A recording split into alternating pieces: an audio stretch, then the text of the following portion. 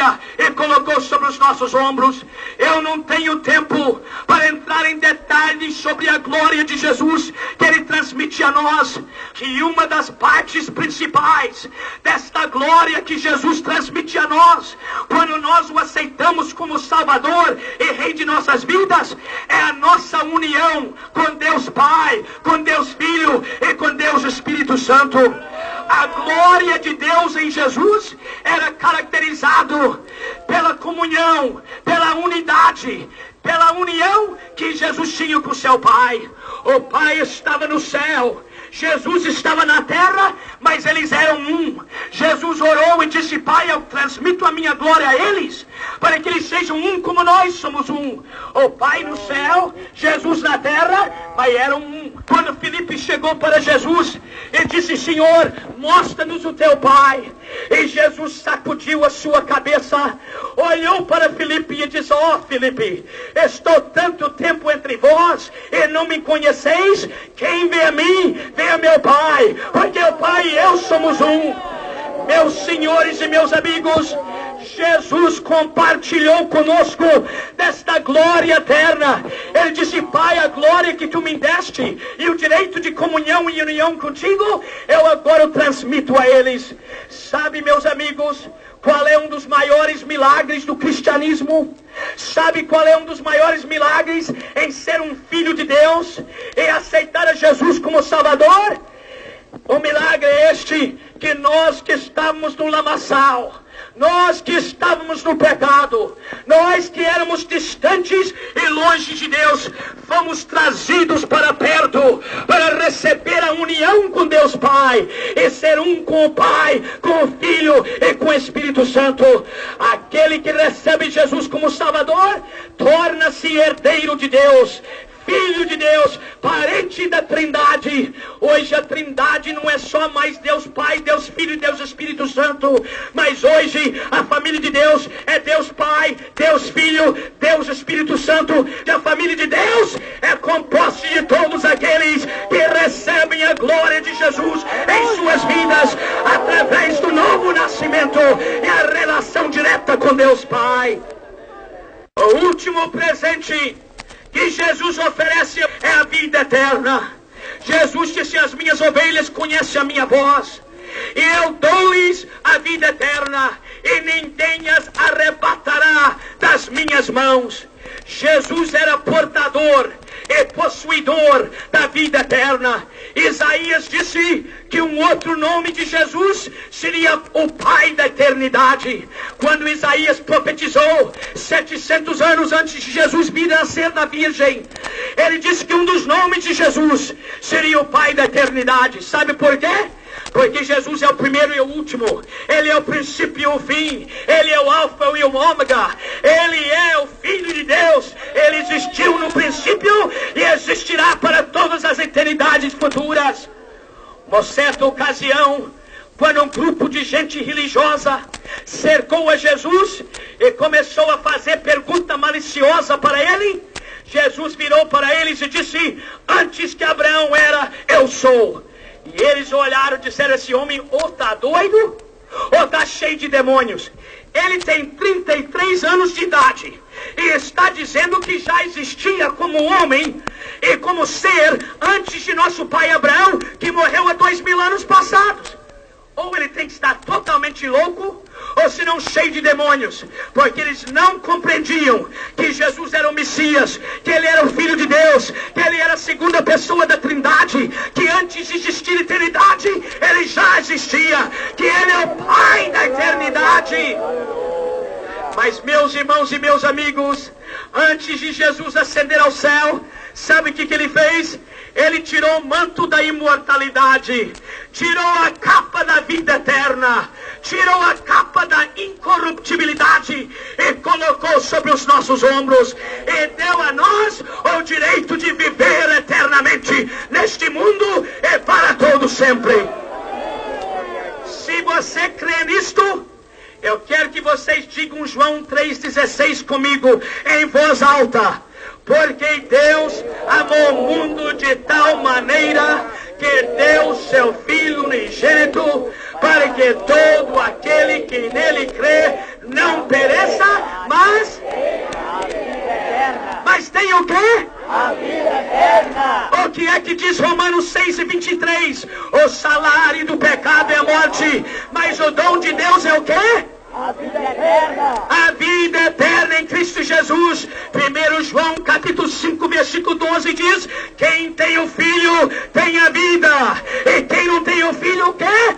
Não tem a vida.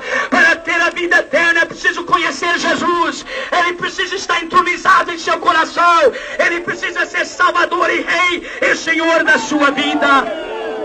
Jesus se aproxima de você, meu amigo, que não o conhece. Minha senhora, você que está distante de Deus, Jesus se aproxima e diz: filho e filha, eu tenho alguma coisa para lhe oferecer. Eu tenho alguma coisa para lhe dar.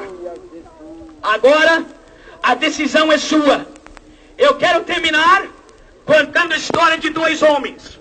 Não faz um mês ainda que o famoso cantor norte-americano Elvis Presley morreu em sua casa. Esse grande homem que era admirado por milhões de pessoas. Quanto jovem aqui no Brasil já quis imitar Elvis Presley?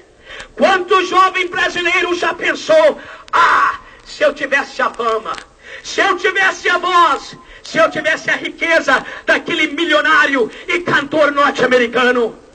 Mas Elvis Presley, há menos de um mês passado, morreu uma morte trágica, uma morte covarde. Já há diversos anos ele nem saía de casa. E quando saía de casa, saía protegido por homens que o cercavam armados. Ele quase que comprou uma fábrica de armas para botar dentro de sua casa. E não somente muitas armas, mas a munição. Elvis Presley tinha medo de morrer. Ele tinha medo do seu próximo. Ele tinha medo dos homens e mulheres que o cercavam. Mas a coisa mais triste, meus irmãos e meus amigos, é que Elvis Presley criou-se numa igreja da Assembleia de Deus, na cidade de Memphis, no estado de Tennessee. Eu já preguei muitas vezes naquela igreja. Há 2 anos passados, o pastor Triplett e eu pregamos uma conferência missionária naquela igreja. Elvis Presley, quando era menino e era adolescente, assistia os cultos ali. Os seus pais o levavam. O pastor da primeira Assembleia de Deus na cidade de Memphis, pastor Hamel, era para estar aqui. Mas na última hora, ele ligou para o pastor Triplett e para mim, dizendo que sua esposa estava muito enferma e ele não poderia vir. Vocês quase que tiveram a oportunidade de conhecer o pastor de Elvis Presley há anos passados, quando ele era garoto e adolescente. Mas há menos de um mês atrás, ele morreu uma morte trágica, há 42 anos de idade. Ele esteve na igreja, ele ouviu a palavra de Deus, ele consultava com o pastor. A última vez que eu visitei a cidade de Memphis e preguei naquela igreja, que foi o ano passado, o pastor disse para mim: pastor Bernardo Johnson, há poucas semanas atrás Elvis Presley sentou aqui no meu escritório, chorou aqui, dizendo que sabia que precisava de Jesus, mas que a fama e a riqueza não o permitia a servir a Jesus Cristo. Há pouco tempo depois, ele morre aos 42 anos de idade. Tudo que eu falei esta noite poderia ter sido dele. Ele ouviu a mensagem, ele foi tocado por Jesus, mas não aceitou a dádiva de Deus, não aceitou o que Jesus lhe oferece. Mas nesta reunião tem um outro homem, um homem com o qual eu conversei no templo, um homem que já passou 6.000 dias na cadeia e no presídio aqui em São Paulo. Sabe quantos anos são 6.000 dias? São 16 anos e 3 meses. Este homem já passou 16 anos e 3 meses na cadeia. Ele foi preso a última vez como traficante de drogas. A sua vida perdida, a sua vida estragada quando ainda jovem. Mas um dia no presídio, aqui em São Paulo, alguém entrou e falou a este homem que Jesus tinha alguma coisa para lhe dar. E este homem, que já passou 16 anos e tanto, 6.000 dias de sua vida, quase que 1/3 da sua vida preso no presídio, hoje está solto, hoje é um filho de Deus, hoje possui a paz, hoje tem a glória de Deus em sua vida, hoje tem a vida eterna. Por quê? Porque Porque ele aceitou a Jesus. Ele aceitou a dádiva de Deus. Ele está nesta reunião, este senhor. Elvis Presley morreu com 42 anos. Eu sei de pelo menos 2 homens, o rei Saul de Israel e Elvis Presley, que possivelmente estão clamando, como diz a Bíblia: eu fui tolo, eu fui louco, eu rejeitei a meu Deus. Deus lhe dá a oportunidade de ouvir a sua palavra e aceitar o que ele lhe oferece. Qual será a sua decisão? Você tomará o caminho de Elvis Presley, que foi criado dentro de uma igreja e depois não quis mais nada e morreu com nada?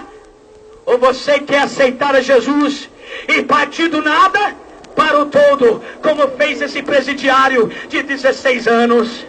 Jesus lhe oferece a paz, ele lhe oferece a vida eterna, ele lhe oferece a glória de Deus e ele lhe oferece a filiação a Deus. Qual será a sua decisão? Qual será o caminho que você vai aceitar? Meu amigo, você tem a escolha: vida ou morte, qual vais aceitar?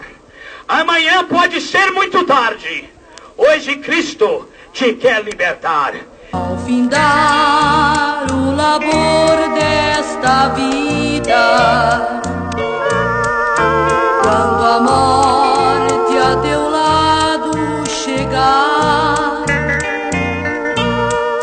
que destino há de ter a tua alma? Qual será no futuro teu lar? Meu amigo, hoje tu tens a escolha: vida ou morte, qual vais aceitar? Amanhã pode ser muito tarde. Hoje Cristo te quer libertar. Procuras a paz neste mundo, em prazeres que passam em vão, mas na última hora da vida eles não te satisfarão.